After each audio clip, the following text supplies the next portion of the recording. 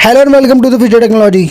मेरा देश भारत, जिसकी कहानियाँ आज दुनिया सुनाती है, वो देश आज कुछ नीच लोगों की वजह से जल रहा है, जो नहीं चाहते कि देश तरक्की करे और दुनिया कदमों में हो।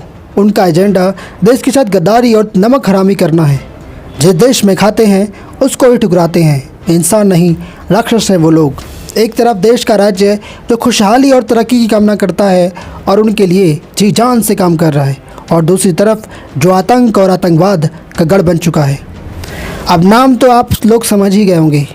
ये है अपना पाकिस्तान, पश्चिम बंगाल, जो हिंसा और अराजकता के लिए जाना जाता है, जिसके कई सामाजिक और राजनीतिक और ऐतिहासिक कारण हैं। बंगाल की राजनीति में महान कांग्रेस, वामपंथी दलों CPM, तृणमूल कांग्रेस TMC और भारतीय जनता पार्टी BJP के बीच गहरी प्रतिद्वंद्विता रही है। सत्ता हासिल करने और प्रभाव बनाए रखने के लिए हिंसा का प्रयोग राजनीतिक दलों द्वारा किया जाता रहा है। ग्रामीण क्षेत्रों में पंचायत चुनावों के दौरान यह हिंसा विशेष रूप से बढ़ाई जाती है, क्योंकि स्थानीय सत्ता पर कब्जा और सरकारी योजनाओं जैसे मनरेगा से लाभ उठाना इसका मुख्य उद्देश्य होता है। सांप्रदायिक तनाव बढ़ाना। हाल के वर्षों में खासकर वक्फ संशोधन विधेयक 2025 के विरोध में सांप्रदायिक हिंसा की घटनाएं बढ़ी हैं। मुर्शिदाबाद जैसे मुस्लिम बहुल्य क्षेत्र में हिंदू मुस्लिम तनाव ने हिंसा को भड़काया, जिसमें कई लोगों के घर उजड़ गए, किसी की दुकानों को तोड़ा गया और यहाँ तक कि रेप करने की कोशिश भी की गई हिंदू महिलाओं के साथ।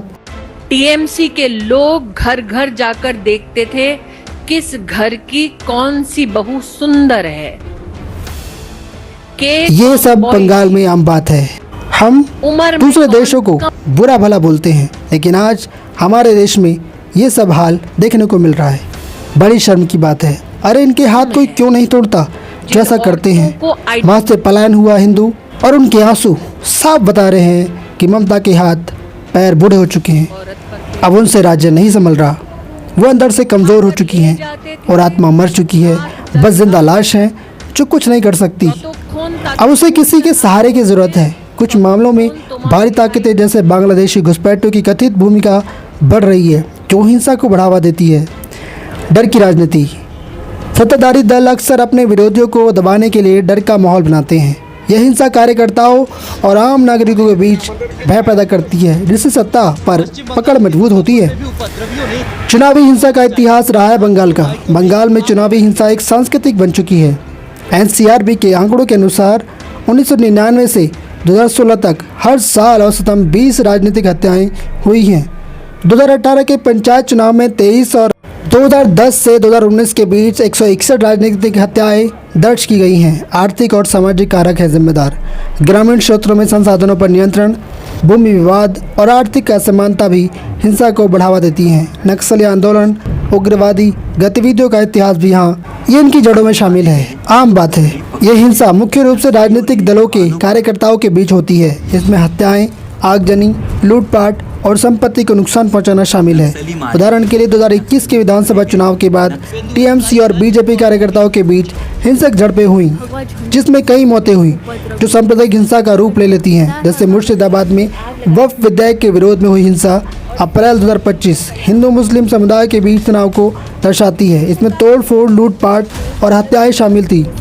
पंचायत, विधानसभा और लोकसभा के चुनाव के दौरान हिंसा आम है। 2023 के पंचायत चुनाव में 15 हत्याएं हुई। बाहरी प्रभाव बढ़ रहा है। कुछ रिपोर्ट में दावा किया गया है कि बांग्लादेशी घुसपैठियों और कट्टरपंथी ताकतों ने हिंसा को भड़काने की भूमिका निभाई। खासकर मुर्शिदाबाद में सोशल मीडिया का बड़ा योगदान रहा है। हिंसा के बाद सोशल मीडिया पर वायरल वीडियो और तस्वीरें स्थिति को और भड़काती हैं। कई बार ये दावे गलत और अतिशयोक्तिपूर्ण होते हैं। प्रमुख हिंसा की घटनाएं ऐतिहासिक परिप्रेक्ष्य में 1946 और कोलकाता में ग्रेट कैलकाटा किलिंग्स में लगभग 4000 से 10,000 लोग मारे गए, जिसका बहुत बड़ा प्रभाव पड़ा। ये विभाजन से पहले की सांप्रदायिक हिंसा थी। 1960 से 70 के दशक में नक्सली आंदोलन, वामपंथी उग्रवाद ने हिंसा को बढ़ाया। 1980 से 1990 के दशक में वाम मोर्चा और कांग्रेस के बीच हिंसक झड़पें आम थी। हाल ही की घटनाएं 2021 से विधानसभा चुनाव के बाद हिंसा में BJP और TMC कार्यकर्ताओं के बीच झड़पें हुई, जिसमें कई मौतें और संपत्ति को नुकसान पहुंचाया गया। 2023 में रामनवमी के दौरान हिंसा, हावड़ा, रिसरा और पंचायत चुनावों में 15 हत्याएं। 2025 में मुर्शिदाबाद में वक्फ संशोधन विधेयक के विरोध में हिंसा 8 से 11 अप्रैल, जिसमें 3 लोगों की मौत हुई और कई लोग घायल हुए और बहुत से लोगों ने पलायन किया। इसका समाज पर क्या प्रभाव हो सकता है?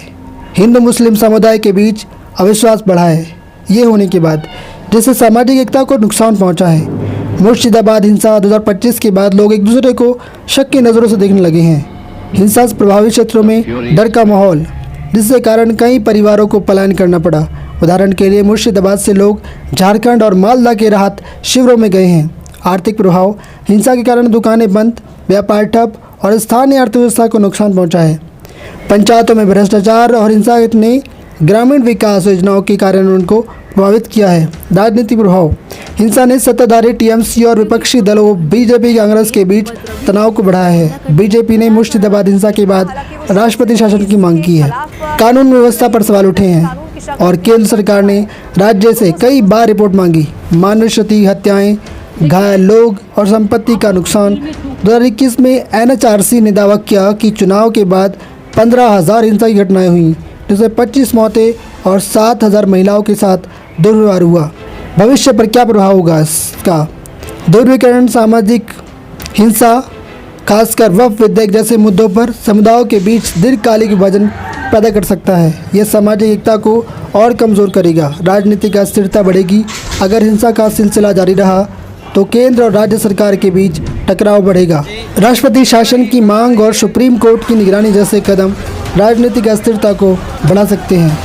आर्थिक पतन, कई बार हिंसा ने निवेश और पर्यटक प्रभावित किया है, जिससे बंगाल की अर्थव्यवस्था कमज़ोर हो सकती है। कानून व्यवस्था पर संकट, पुलिस और प्रशासन की नाकामी जैसे कि मुर्शिदाबाद हिंसा में देखा गया, से जनता का भरोसा कम हो गया। चुनावी सुधारों की जरूरत, हिंसा को रोकने के लिए स्वतंत्र और निष्पक्ष चुनाव सुनिश्चित करने की आवश्यकता होगी। केंद्रीय बलों की तैनाती और कठोर कानूनी कार्यवाही जरूरी हो सकती है। हिंसा की संस्कृति, बंगाल में हिंसा केवल चुनावी या सांप्रदायिक नहीं बल्कि एक संस्कृति बन चुकी है जो दशकों से चली आ रही है। ये सत्ता, संसाधनों और प्रभाव के लिए इस्तेमाल होती है। बाहरी ताकतों की भूमिका, गृह मंत्रालय की प्रारंभिक रिपोर्ट में दावा किया गया कि मुर्शिदाबाद हिंसा में बांग्लादेशी घुसपैठियों और आईएसआई जैसे तत्वों की भूमिका थी। यह भारत की राष्ट्रीय सुरक्षा के लिए चिंता का विषय है। सोशल मीडिया का दुरुपयोग बढ़ा है। हिंसा के बाद गलत सूचनाएं और भड़काऊ सामग्री ने स्थिति को और खराब किया है। यह आधुनिक हिंसा का एक नया आयाम है। राजनीतिक संरक्षण, हिंसा में शामिल लोगों को अक्सर राजनीतिक संरक्षण मिलता है, जिसके कारण दोषियों पर कार्रवाई नहीं हो पाती। यह हिंसा को और बढ़ावा देता है।